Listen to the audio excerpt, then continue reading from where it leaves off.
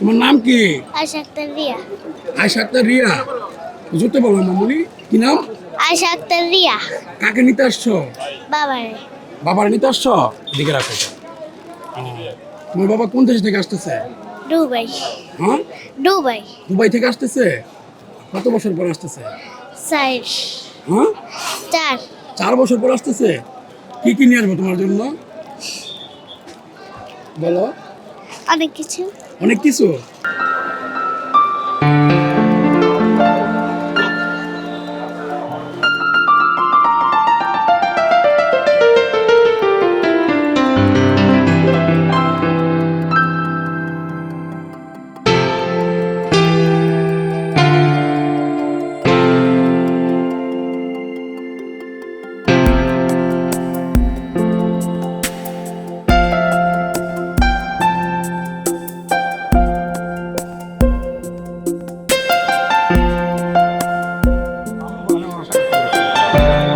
তোমার কেমন লাগতেছে মামুনি এখন? তোমার আব্বু যে চলে আসছে, ভালো লাগতেছে?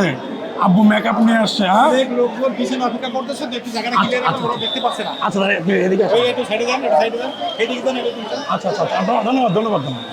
কি তো আপনার মেয়ে তো আপনার জন্য ফুল নিয়ে আসছে নেওয়ার জন্য, আপনার একমাত্র মেয়ে, তাই না? আপনার কেমন লাগতেছে? আমার খুব ভালো লাগতেছে, জুড়ে বলো। খুবই আনন্দিত আমি। খুব ভালো লাগতেছে না? জি, প্রবাসী, আমি প্রবাসী ছিলাম, আমি জানি প্রবাসীদের কষ্ট।